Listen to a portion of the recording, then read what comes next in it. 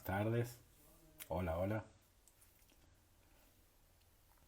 Muy bien, muy bien. Veo que estamos todos bastante puntuales, por suerte.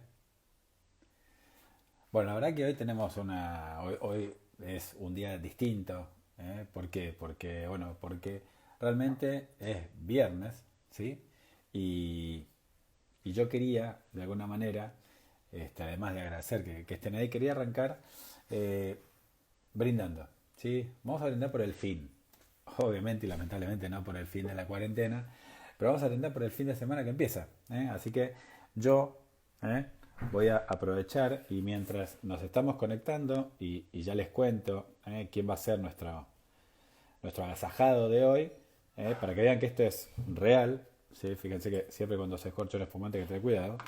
Pero este es real, este es on, play, en vivo. Bien, el ruidito sonó, me estoy sirviendo, ya les muestro, ¿sí? Ya les voy a compartir. Bueno, realmente es un placer y un honor. Sé que ojalá que les dé ganas de hacer lo mismo. Les doy un ratito si quieren, vayan a buscar algo. Ya sé que es temprano, pero son las 6 de la tarde, estamos en cuarentena, tenemos toda la tarde por delante y no tenés que moverte de tu casa, así que hacelo. Vamos a charlar con un maestro, ¿sí? Vamos a charlar con un maestro justamente de las burbujas, uno de los tipos del cual yo más aprendo y del cual más admiro, no solo por cómo te trata y por la parsimonia que te pone cada vez que hablas con él, sino por lo que significa. ¿Sí? Estoy hablando de Alejandro Pepe Martínez, vamos a decir Pepe, porque a él le gusta que le digan Pepe. Y la verdad que ya es un honor y un privilegio que haya accedido a sumarse, no porque no le guste charlar, es más, se van a dar cuenta que le encanta hablar, además siempre te responde los mensajes, los llamados, pero bueno, es la primera vez, entiendo yo, que se suma a un vivo, ¿sí? Y acceder a estas tecnologías. Así que realmente ya con eso, solo con la intención de Pepe, ya nos damos por satisfechos, pero realmente queremos disfrutar. Así que vamos a ver si Pepe está, que calculo que sí. Y bueno, mientras tanto, traten de buscarse algo para ir brindando mientras lo escuchamos. A ver, tiki tiki. Vamos a hacerlo desde la cuenta de Russell, porque obviamente Pepe no tiene cuenta de Instagram. Mirá. Ah, bueno, pues un experto. Hola Fabricio, Mirá cómo se te escucha. Hola Pepe, ¿todo bien? ¿todo bien? Sí, ¿vos? Bueno, muy bien, esta nueva experiencia ¿Viste? ¿Viste? Es y la primera vez, ¿no? lo que la cuarentena nos deja. Exactamente. Bueno, ¿vos cómo estás pasando la cuarentena? Bueno, dentro del confinamiento que tenemos todos los argentinos, te puedo decir que soy o somos a nivel de familia, en estos momentos esposa y dos de los tres hijos, en casa, en Chacras de Coria, y en un espacio grande, libre, con sol, que me permite sobrevivirla y sobrellevarla de otra manera.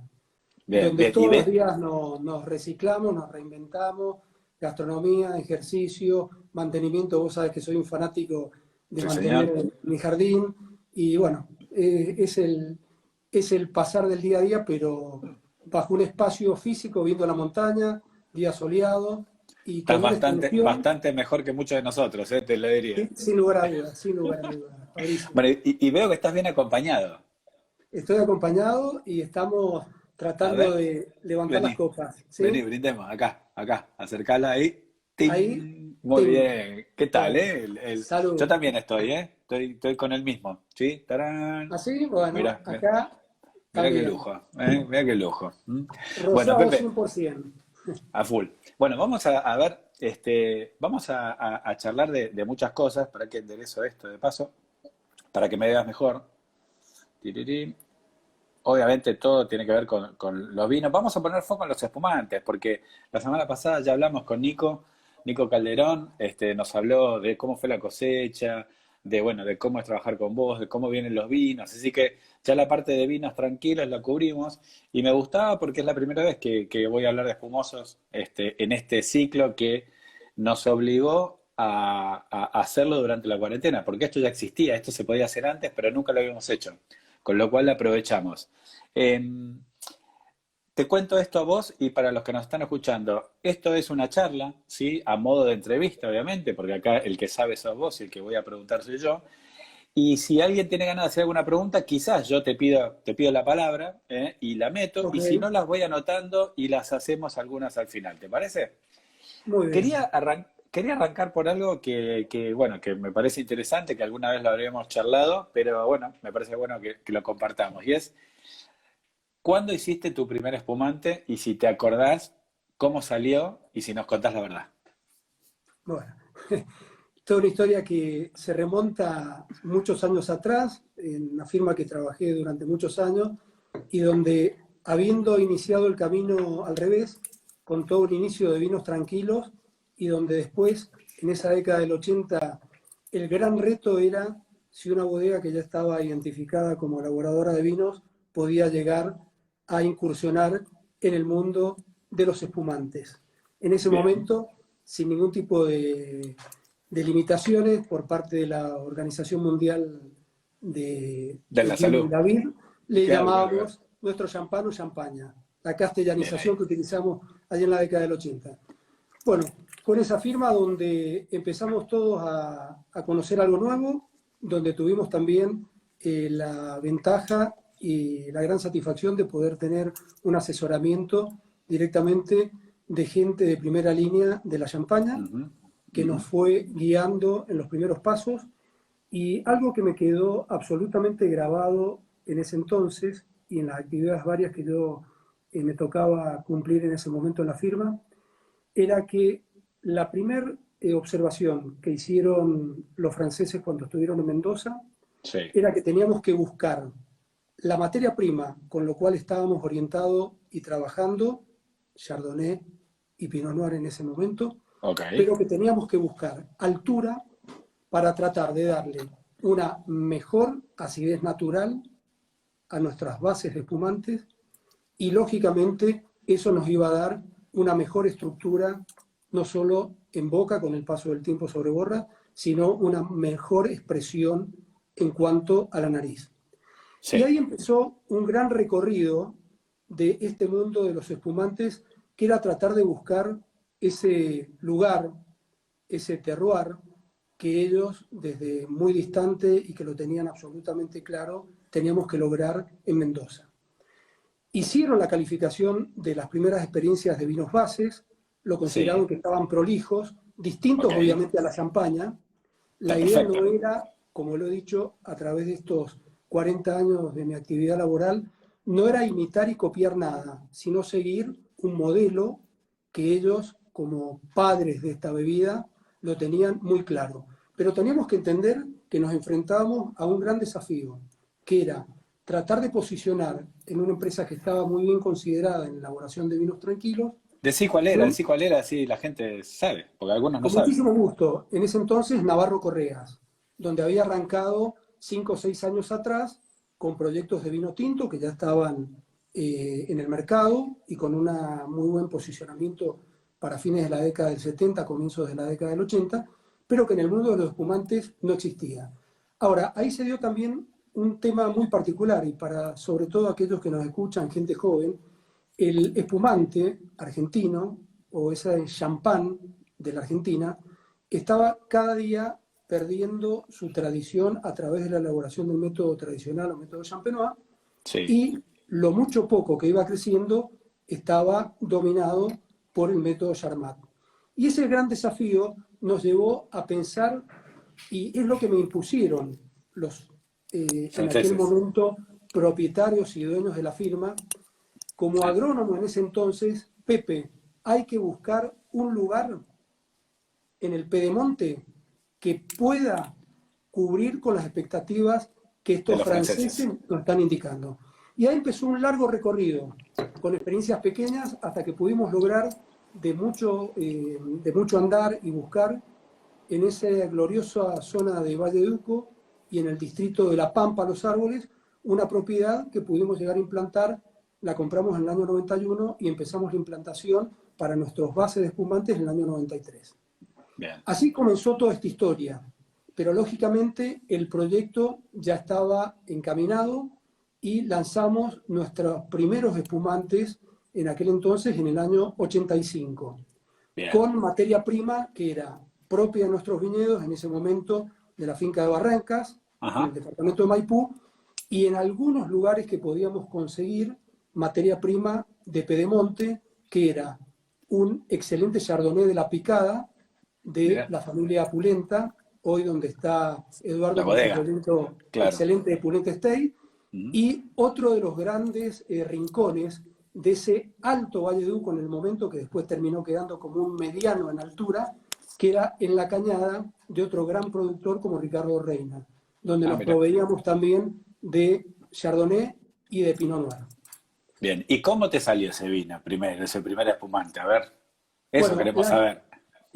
la idea era tratar de, sobre esa base, como les comento, de las dos grandes de la champaña, ponerle el sello de un espumante o una champaña argentina. Y ahí empezamos a notar que nuestra expresión naturalmente de los vinos bases en cuanto a aroma Ujú. era mucho más expresiva que los históricos de la champaña. Bien. Obviamente las condiciones climáticas, estamos en las antípodas, no Sí, tiene sí. absolutamente nada que ver esas 30.000 hectáreas de la Champaña con todo lo que Bueno, puede ser la Argentina y ni hablar la región de Mendoza. Pero nos empezamos ya a enfocar lo que podía dar el Valle de Uco. Y ahí nos dimos cuenta que efectivamente ellos nos habían dado una gran orientación para encaminarnos hacia un excelente producto, que bien. era poder producir las uvas donde en esa zona el frío natural del verano, porque durante el día son días muy cálidos y donde la temperatura a lo mejor no es muy dispar a lo que puede ser el Acá en oasis de Buenos Aires, Mendoza. por ejemplo. Sí, Pero sí. claro, pero la gran diferencia es que a la noche refresca. Claro. Y eso nos dio un mix de calidad de uva, una acidez natural que no solo era una acidez natural tartárica, sino málica, y Bien. ahí pudimos empezar a jugar con los distintos grados y niveles de madurez al momento de la cosecha. Bien. De eso Bien. resultó nuestros primeros bases, resultó ese primer corte, que fue un Brut en ese momento, y bueno, largado o lanzado al mercado argentino, tuvimos la primera aceptación y nos empezamos a dar cuenta, todo el equipo en ese momento de Navarro Correas, que íbamos bien orientados.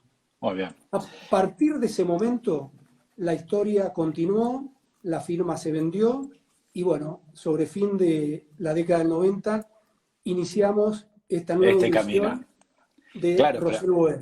pero esto ya nació bastante encaminado, porque ya había un know-how, ya estaban dirigidos, ya estaban los viñedos en producción, vos ya sabías muy bien cómo hacerlo.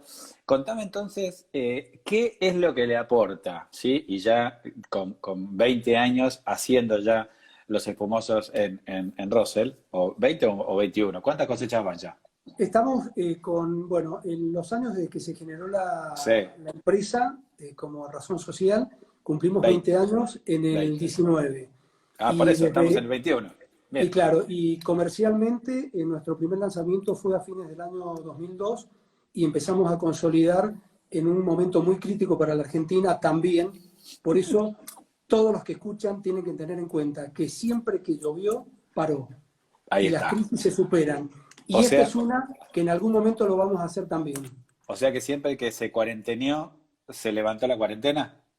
Exactamente. Vamos Se todavía, bueno. levantó. Bueno, en ese momento, nuestro primer producto lanzado al mercado fue el Brut de Rosel Boer, este corte que para muchos que lo conocen, aquellos que no, está formado por un 60% de Pinot Noir, 40% de Chardonnay, y con un largo periodo de madurez en botella, obviamente todo método tradicional de Champenois, de 30 meses, logrando esa mejor, o pretendiendo lograr esa mejor estructura en boca y sin lugar a duda una exaltación en cuanto a los aromas. Pero antes de meternos de lleno en cada uno de los que haces y quizás especialmente en el que estamos compartiendo, quiero ir, porque quizás hay mucha gente que nos escucha, de hecho, por ejemplo, me acaban de hacer una pregunta, que es, ¿qué diferencia tiene la botella de espumante con las de vinos, ¿no? Así que después vamos a contestar. Entonces, en función a Con eso, mucho gusto. expliquemos esto. El vino base, acuérdense que el espumante es un vino primero, un vino tranquilo, ¿sí? Y después se hace la segunda fermentación. Entonces, una pregunta acá que quiero que nos expliques para después pasar es, ¿qué le aporta a tus vinos base el terruño de Valleduco? ¿Por qué es tan importante ese lugar para dar con los vinos base? Dos cosas en la experiencia ya de años, que como vos bien dices, tuvimos la gran ventaja, iniciado el proyecto Roselboer, de ya tener una experiencia pasada y sobre un terreno o un terroir que al día de hoy es 100% propiedad de Roselboer, que Bien. es en esa finca de La Pampa. Dos cosas fundamentales. Una expresión en cuanto al aroma de Ujú. esas dos frutas, Chardonnay y Pinot Noir, Pinot Noir. y esa acidez natural Bien. propia de esa región y del pedemonte del Valle de Uco. No debemos olvidarnos, y quienes nos están escuchando, que esa propiedad tiene un piso en altitud de 1.200 metros a un extremo de 1.300 metros de altura. Todo lo que Sí, habíamos está estado así. trabajando antes nosotros, habíamos estado trabajando sobre viñedos que estaban en 650 metros sobre el nivel del mar, en barrancas, otros a 780 y en algunos casos, como muy alto, en la franja más o menos en la cota de los 1.000 metros. Eso nos dio dos características fundamentales para ya presagiar que la calidad de ese vino base nos iba a ayudar y nos iba a ilusionar a imaginar un excelente espumante a futuro. Repito, dos características fundamentales. Expresión natural Aromática. de la Ujú. uva en lo aromático y segundo, una acidez Acidez natural natural. Bien. de ácido tartárico y málico propio de la región. Bueno, obviamente hay mucha gente de Brasil que mandan saludos y nos hacen preguntas de Tucumán. Gracias. Yo voy a ir mechando con las que tengo yo. Una vez que ya estás en bodega, ¿no? Que ya hiciste, que ya están los vinos bases, contá cómo es el paso, ¿sí? Y cuál es el secreto para empezar a dar vida a un vino espumoso. Y ahí sí, contanos si querés cuáles son los distintos vinos espumantes que haces ahí en Roselboar. Perfecto, Fabricio. Bueno, como vos bien lo dijiste, y para aquellos que escuchan y hay que recordar un poco, elaborar un espumante requiere de un vino y ese vino nosotros le llamamos vino base. ¿Por qué? Porque va a ser la base de ese futuro espumante, espumoso, o si estuviésemos en la champaña, de ese champán. Una vez que hemos elaborado ese vino base y que tiene que tener como característica la uva una elevada acidez natural, lo cual lo logramos cosechando en forma anticipada la Ujú. uva, hacemos una cosecha con un criterio enológico y no fisiológico, y a su vez, una vez que tenemos ese vino base elaborado ya sobre mediados de febrero, fines de marzo, empezamos a imaginar preparar en el caso de este rosado, Sí, 100% Pinot Noir, y ya dejándolo listo para que a mediados del año, si todo va bien y lo permite la cuarentena, poder estar haciendo el tiraje o fraccionamiento o la toma de espuma 2020 a partir del mes de julio o agosto a más tardar. Estabilizamos, dejamos en condiciones para que ese vino base ingrese a la botella. bien. Operación Todos los vinos que haces en Roselboer son método tradicional, botella por botella. 100% método tradicional o método champenois. Bien, perfecto. ¿Eso qué quiere decir? Es preparar el vino base a realizar lo que nosotros le llamamos el tiraje. ¿Qué es el tiraje? Poner ese vino base en la botella, pero a ese vino, como ya es un vino seco, que tiene una graduación alcohólica baja, que puede rondar entre los 10,80, 11 a 12 grados como mucho Ujú. en lo que respecta a graduación alcohólica, lo tenemos que dotar de un alimento que es el azúcar y lo tenemos que dotar de una levadura para que nos permita dentro de la botella esa segunda fermentación, toma de espuma o champanización. Perfecto. Como es champenois, es botella por botella. Bien, y ahí lo que estaría bueno que nos cuentes. El Casa Boer, ¿cuánto tiempo? El Brut, y el rosé cuánto tiempo, el milésime cuánto tiempo y el 70 meses, que obviamente dice 70 meses, pero bueno, también contanos. Correcto. Tenemos que partir de la base, desde que el momento que hacemos el tiraje, cualquiera sea el producto, desde una encarnación, Casa Boer o un rosé, o hasta el mismo 70 meses, debe ser sometido dentro de la botella un proceso de esa segunda fermentación que va a tardar entre una media de 35 a 60 días. Bien, Periodo en el cual el azúcar que hemos agregado dentro de la botella en relación por litro se consume y genera la burbuja, que es lo que le va a dar el encanto a esta bebida llamada espumante o espumoso. A partir de ese momento, respondo a tu pregunta. De acuerdo a las etiquetas que tenemos nosotros, te voy a repasar todo lo que tenemos actualmente en el mercado. dale. Empezando, por ejemplo, con un Casa Boer Extra Brut, que es un corte 70-30, Pinot Noir Chardonnay, con un piso de 15 meses a 18 meses, madurando sobre borras con tapa corona. ¿Qué quiere decir para quienes nos escuchan y puedan entender?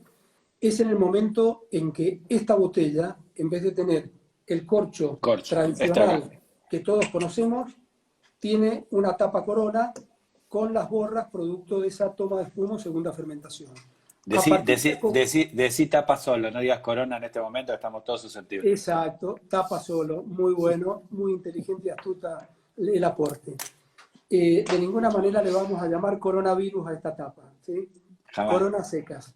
Bueno, esta tapa metálica nos permite mantener, por ejemplo, en este caso, el Casa Boer Extra Brut, 15 a 18 meses la botella al abrigo de la luz, a temperatura controlada, madurando dentro de la misma ese periodo que es lo que nos va a permitir darle mayor complejidad al producto. Así Sí, como les digo, el Casa Boer, podemos salir a un rosé donde ese periodo de madurez se eleva ya a 30 meses bien. dentro de la botella, las borras y con la tapa. El En el color caso del rosado, Brut, el color rosado es porque haces una maceración un poquito más larga del Pinot Noir para el darle color esa rosado, tonalidad. el color rosado como característica fundamental y para que entienda el consumidor y quienes nos están escuchando, es por producto y por una elección absolutamente personal. Nadie nos lo impuso. Inclusive debo reconocer que hasta fuimos en el inicio, allá en el 2004, cuando Sí, lanzamos el primer rosado, criticados por un excesivo color o color elevado respecto a lo que eran los tradicionales rosé de la champaña. Esto es producto a que el 100% de la uva que elabora este vino base es y Pinot que Noir. nos genera este espumante es Pinot Noir, Claro. el cual se mantiene en algunos casos, de acuerdo al criterio enológico y lo que definamos con Nico, algún tiempo en contacto con el ollejo, pero para que entiendan todos, la fermentación del vino base es sin los ollejos, sin la piel de la uva, lo Ahí va. cual nos va dando distinto matiz y distinta intensidad en el color. Bien. Esto es lo que termina resultando de un rosé después de lo que actualmente está en el mercado, 30 meses de madurez sobre borras.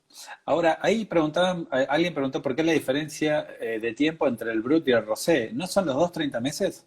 No, es que eso, lo que acabo de decir de los 15 a 18 meses, No, no, ese era es el el casa. Ese Casa es el Boer casa. Extraordinario. Claro, pero Ahora, a ver. el Brut Rosel Boer como el Rosé Rosel Ajá. Boer Son 30 tienen meses. los dos Bien. 30 meses de madurez sobre borra. Perfecto. 40 Perfecto. meses ya se eleva nuestra Gran Cuvée, que es un blend o corte de 85 Pinot Noir, 15 Chardonnay, y el Encarnación, que es el último lanzamiento, allá en el año 2017, que es 80% Chardonnay, 20% Pinot Noir, y el tiempo de contacto sobre borras es de 24 meses.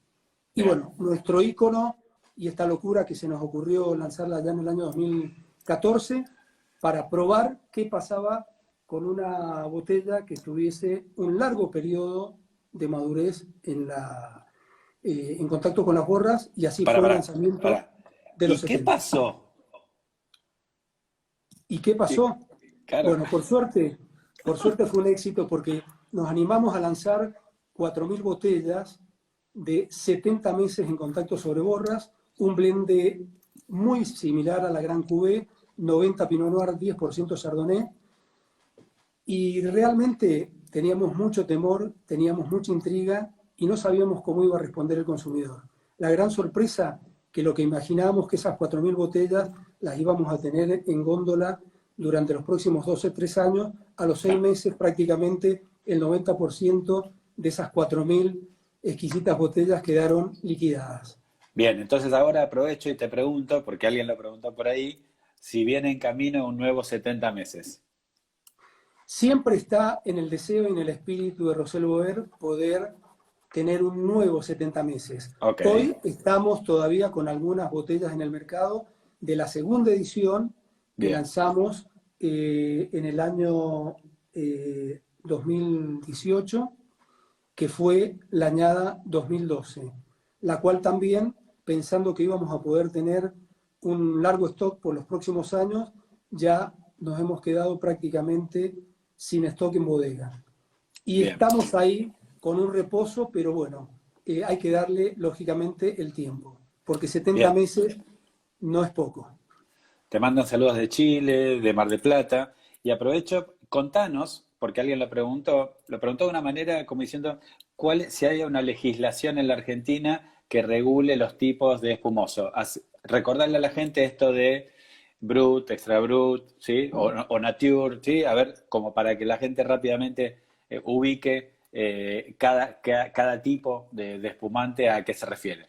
Correcto, esto es un debate que se dio en la Argentina sobre fines de la década del 90 y 2000, donde ya el consumo era muy grande e intenso entre la línea de los métodos Charmat y métodos Champenois. Ahí la legislación trató de hacer una segmentación porque había una gran confusión para el consumidor. ¿Qué quería decir un Extra Brut? ¿Qué quería decir un Brut Nature? ¿Qué quería decir un Nature? ¿O qué quería decir un Demi-Sec? Ahí la legislación segmentó en 6 categorías para la Argentina a partir de marzo del año 2002, donde dio una graduación creciente de hasta X cantidad de gramos de azúcar. A saber, Bien. Nature hasta 3,5 gramos de azúcar con un margen de tolerancia 0,5% para cada uno de los productos. Hasta 7 gramos de azúcar uno lo puede calificar como un Brut Nature. El ejemplo nuestro, Encarnación, que Bien. tiene un residual que ronda entre los 6,5 a 7 gramos de azúcar. Minuto ahí, paréntesis Okay. ahí. ¿Quién era Encarnación? ¿O quién fue Encarnación? Encarnación, mi abuela paterna, la Ahí mamá va. de mi padre, mi Bien. abuela que vino de la Cataluña, de España, de un pueblito, San Salvador de Toló, que es donde nació la abuela. Bueno, bien. Y Cierro en honor a paréntesis. ella, Buen homenaje recibido. Vamos, continúa. bueno, muchas gracias. En honor a ella, la familia Torres García me permitió cumplir con uno de mis sueños de poder ponerle un nombre propio a un producto más dentro del portfolio de Rosell Boer. Muy Salud, bueno. abuela. Ahí está, salud. Vamos, Encarnación. Vamos. Seguimos con la graduación creciente. Habíamos hablado que, por ejemplo, Brut Nature Encarnación, con 7 gramos por litro de azúcar residual, hasta 11 gramos un Extra Brut, hasta 15 gramos un Brut, de 15 a 45 de Misec, más de 45 un dulce. Bien. Esa segmentación ayudó mucho al consumidor posicionarse en la góndola y saber qué es lo que iba o pretendía tomar. Bien.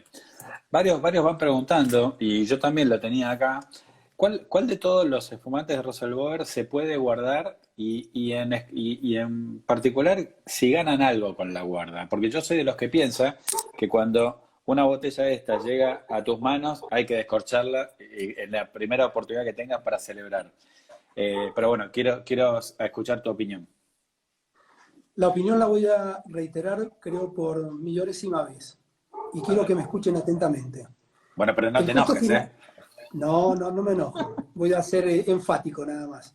En Bien primer ahí. lugar, el costo financiero, si nos tenemos que ir por esa antipática línea de los números, lo Dale. asumimos nosotros y ese largo periodo de madurez sobre borras es lo que nadie nos obliga, pero nos autopermitimos de entregar el producto en el momento que consideramos ya justo para que cualquier consumidor pueda disfrutar esta noble y emblemática bebida.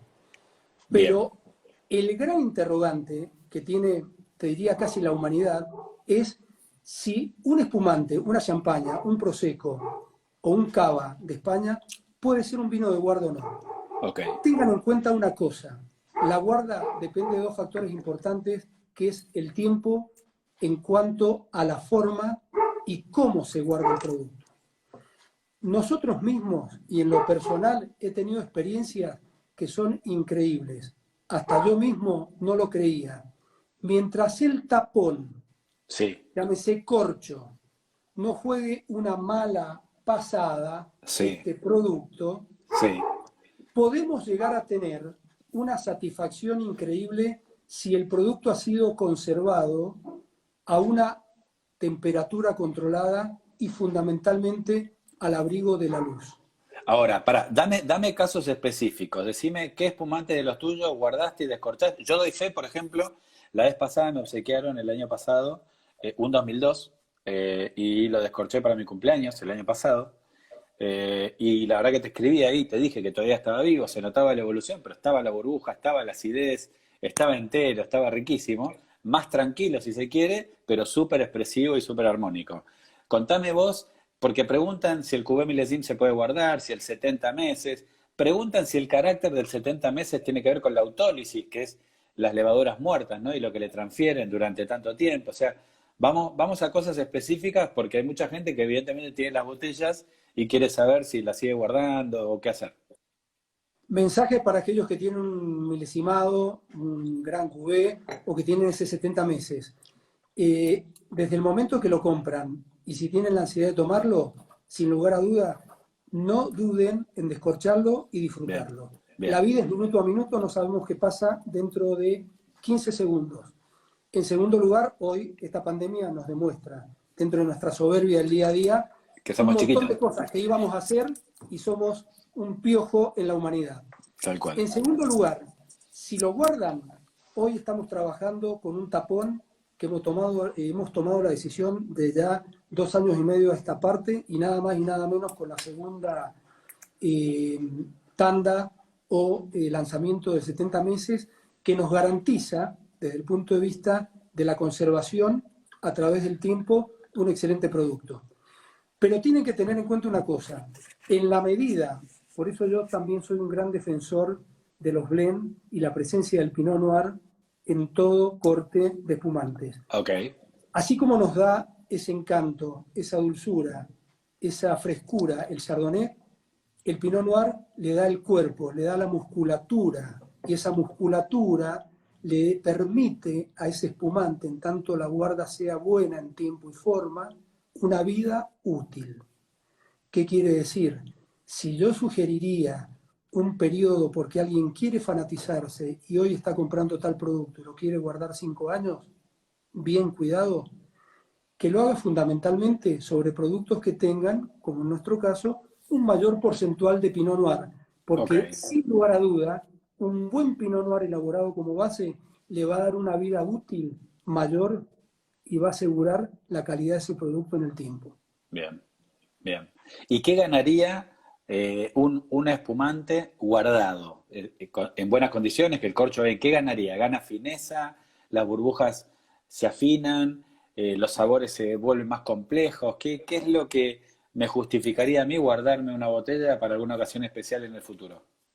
Entendía la pregunta, voy a ser muy estricto en esto también. En tanto y en cuanto el corcho, el tapón, cualquiera sea la condición, no Ujú. falle, Sí, sí, eso sí. lo que nos va a permitir una guarda es que ese periodo ya de madurez, llamado añejamiento, que Ujú. siempre lo hemos ligado a la parte de vinos tranquilos, pero no nos olvidemos que un espumante, una champaña, es un vino más Sí, y que claro. sufre el periodo de añejamiento o madurez.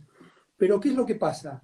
Hay dos etapas y quiero que lo tengan en cuenta y pretendo ser claro. Una de madurez y añejamiento cuando lo tenemos en bodega con la tapa metálica y Ujú. con las borras, que son esas levaduras muertas que quedan dentro de la botella, y otra es la etapa posterior al encorchado, donde se vuelve a generar un medio reductor, pero que hay una pequeña y casi imperceptible microoxigenación que se genera a través del tapón. Bien. Eso le va entregando ciertas características que son imposibles de replicar en un producto de juventud o en una etapa con la tapa corona. Bien. Ahora, sin lugar a dudas, lo que nosotros hemos pretendido lograr en esa mejor estructura con el paso del tiempo es el periodo en contacto sobre borras.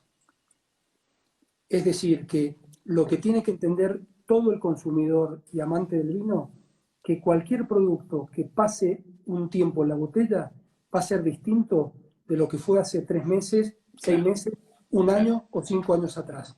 Porque es como nosotros, el tiempo no se puede detener. Y esto es un producto vivo que cambia minuto a minuto. Te quiero preguntar que nos cuentes brevemente la historia y sobre todo qué sentís vos de trabajar en una bodega que era de tu familia y que nos cuentes la historia porque esa bodega nunca, o sea, no es que estuvo todo el tiempo en manos de tu familia, por eso es linda la historia. Y después me quiero meter de lleno en un día tuyo en bodega, bajando esas cavas y que nos cuentes a ver si cada tanto agarrás alguna de esas botellas que están reposando para degustarlas para ver cómo vienen. Pero primero quiero que me cuentes ahí la historia de la bodega, ahí Correcto. en Drummond. No, ¿dónde es? ¿Drummond? No, ¿dónde es? ¿Es En Drummond? Chacras de Coria. Chacras de Coria. Bien, bien ahí. Acuérdense que el Cerca, departamento de Luján. cerca de tu casa. Ahí al lado. Exactamente, Claro, bueno, obvio, estoy a 250 metros lineales. De donde estoy hablando, 250 metros. Porque ahora en sí. esta historia que voy a contar y voy a tratar de resumirla, se van a dar cuenta el por qué yo estoy acá en estos momentos y la vida me trae a hablar contigo en este lugar físico, donde A estoy ver, pasando esta cuarentena y confinamiento. dale. En primer lugar, surgió de este matrimonio que fue el abuelo Bernardo Martínez, que se casó con la abuela Encarnación Roselboer, uno viniendo de León, la otra viniendo de Cataluña. Se encontraron en Rosario, se unieron en matrimonio y a comienzos de fin de la década pasada, del siglo antepasado, después de unirse en matrimonio, se instaló el abuelo en Chacras de Coria y formó su primer bodega y sociedad familiar llamada Bernardo Martínez y Compañía. De ese matrimonio nacieron 5 hijos, 3 varones y 2 mujeres, de los cuales el varón más chico, el último, era mi padre Luis. Bien ahí. Después, cuando creció, el abuelo lo mandó, cuando se había creado la Quinta Agronómica en Mendoza, a pedido del presidente Domingo Faustino Sarmiento y a través del francés Puget, que generó y fue el director de esa escuela, los primeros enólogos de aquella época. Volviendo a la historia, a partir de ahí arranca del año 1900 en adelante esa sociedad de Bernardo Martínez y compañía. Fallece la abuela muy joven, cuando mi padre, el menor de ellos, de los hijos, tenía escasamente 9 años. La sociedad sigue y al mediados o en los comienzos de la década del 40, el abuelo se enferma, los hermanos de mi padre le piden que mi padre, que estaba trabajando afuera, porque los abuelos no querían en esa época que los hijos trabajaran junto a ellos, Mirá. que se vuelva y se hace cargo de la dirección técnica de la bodega Martínez Rosell. A partir de ahí el abuelo fallece en el año 44 y la sociedad muta desde Bernardo Martínez y compañía a hijos de Bernardo Martínez. La historia sigue y queda en manos de la bodega y en manos de la familia hasta fines de la década del 70, comienzo del 70, cuando desgraciadamente, por una impericia, debido a que un miembro externo a la familia por primera vez en la historia ingresa y les genera una estafa a la familia Martínez Rosell. Esto provocó la venta de la bodega. Durante toda la década del 70 estuvo trabajando otra firma de primera línea en lo que era la ex bodega Martínez. Ajá. Y en todas estas crisis argentinas que han habido, y son muchas, se produce la quiebra y la bodega queda paralizada durante 20 años, a punto de ser demolida ¿No? hacia fines de la década del 90. Continuando esta historia, ahí aparece alguien, no sé de dónde vino, de qué planeta o de qué divinidad, o de qué nube. Era el destino, era el destino. El destino, yo lo digo así y saco de este contexto cualquier fanatismo religioso, No, no, que me vienen a proponer un negocio para quien yo trabajaba, que era un tesoro que estaba a punto de ser demolido en Chacras de Coria. Y ese tesoro que era la ex bodega Martínez Rosell. Fue así que a través de mi persona, el destino así lo dijo, mi padre era el último de los 5 hermanos, yo soy el último de los primos hermanos 14, Martínez Rosell, fue quien, comentado con el propietario en su momento, aceptó y me dijo con textuales palabras: Pepe, el solo hecho de saber que es historia de tu familia y la bodega de tu padre y tus abuelos, ahí van a ser un nuevo proyecto que lo vamos a ir generando para el presente y futuro si hay un consumidor que tenga la dignidad y las ganas de elegirnos. Y así fue como se inició este camino en el año fin del 99, donde se concreta con un boleto compra-venta la recompra de la bodega y a partir del 2000 la restauración, lo que hoy es nuestra casa, en un abril del 2020. Mirá qué lindo. Escúchame, ¿y cómo es esa experiencia de, contanos una sola de un día bajar a la cava y que se te ocurra probar alguna botella? ¿Y por qué lo haces? ¿Y qué te pasa cuando probás el vino? Esa es una pregunta muy interesante de tu parte, porque la mayoría de la gente, a través de todos estos años, y en lo particular estos 41 años de actividad, me han preguntado, nosotros cuando generamos esa champanización o toma de espuma, ¿nos olvidamos hasta el proceso, que No, si no, quieren no. después lo Claro. recordamos, que es cuando eliminamos las borras, que le llamamos degüello, y hacemos el agregado de licor de expedición, tapamos y mandamos al mercado?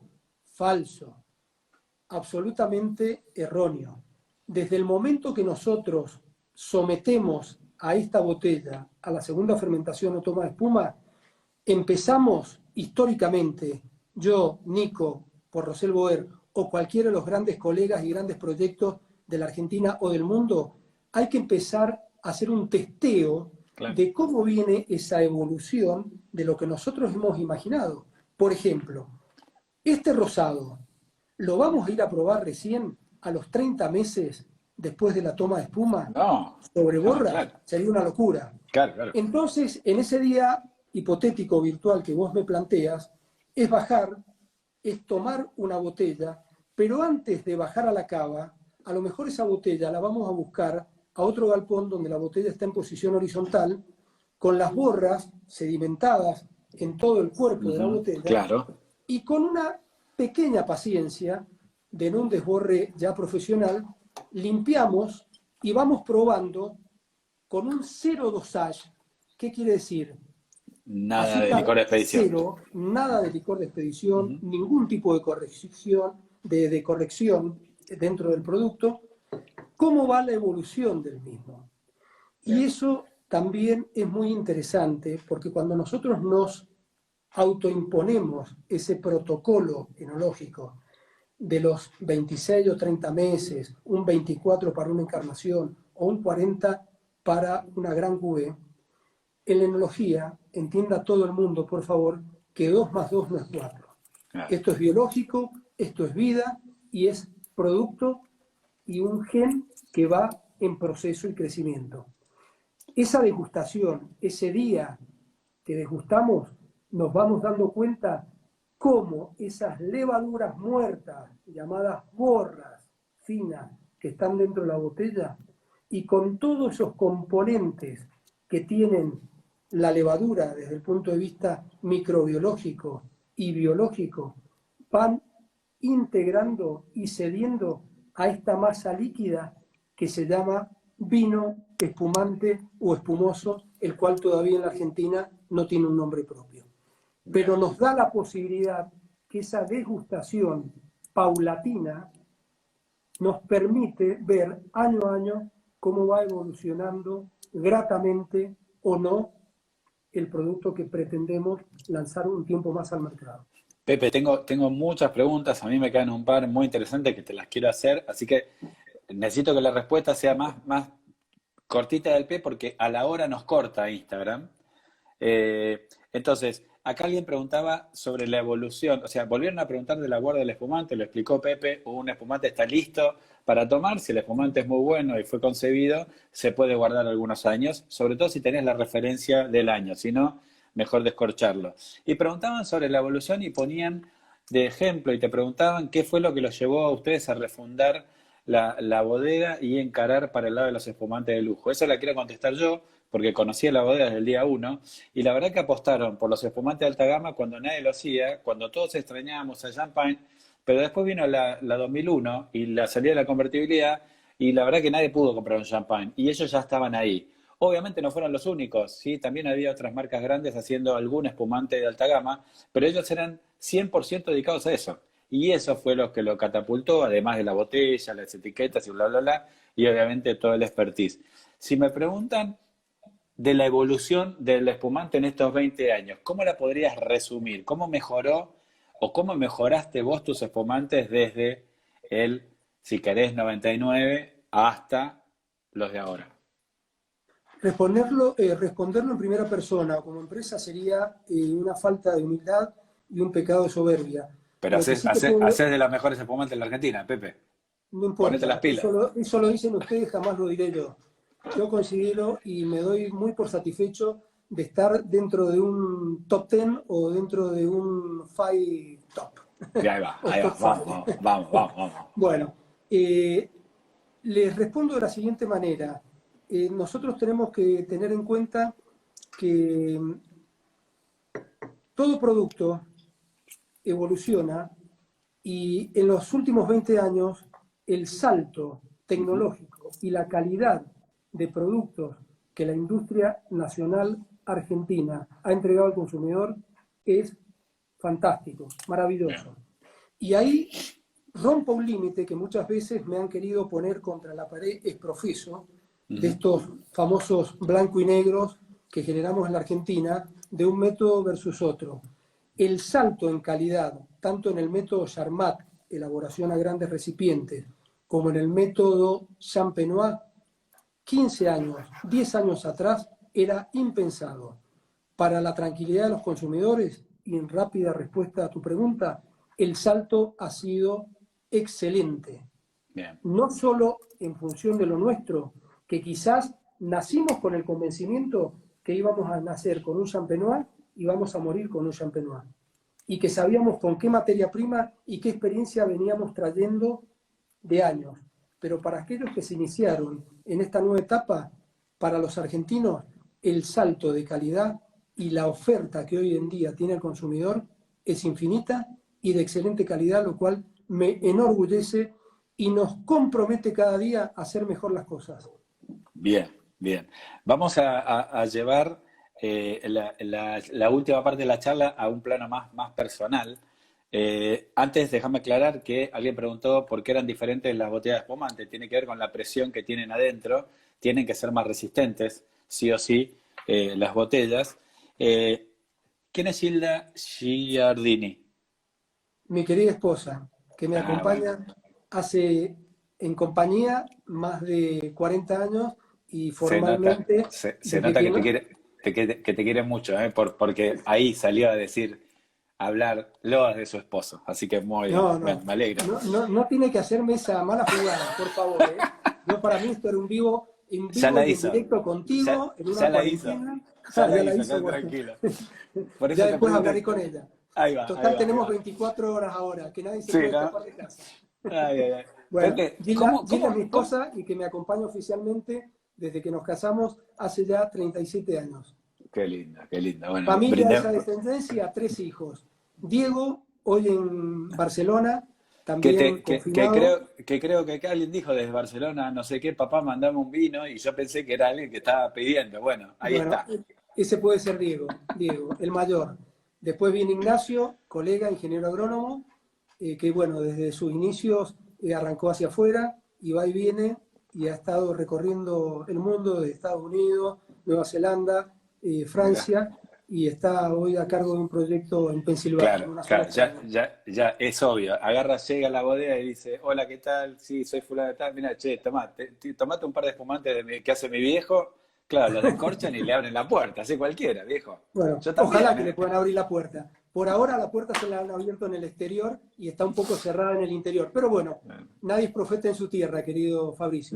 De a poco, Y de el a poco. tercero, Andrés, que es otro de mis orgullos, aunque sea personal, también ingeniero agrónomo, pero que me dio la gran satisfacción a los escasos 15 días de haberse recibido, hace 4 años atrás, que se iba a dedicar por ahora a ser instructor de esquí. Y como vos sabes, en mi fanatismo en el mundo del deporte, Qué bueno, grande. hace 5 años que está yendo y viniendo y dedicándose como ingeniero agrónomo a ser un instructor responsable en Me el parece mundo eh, fantástico del esquí.